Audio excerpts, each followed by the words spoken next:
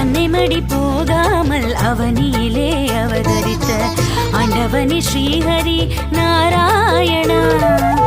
அன்னைமடி போகாமல் அவனியிலே அவதரித்த ஆண்டவனே ஸ்ரீஹரி நாராயணா. நமோ நாராயணா லக்ஷ்மி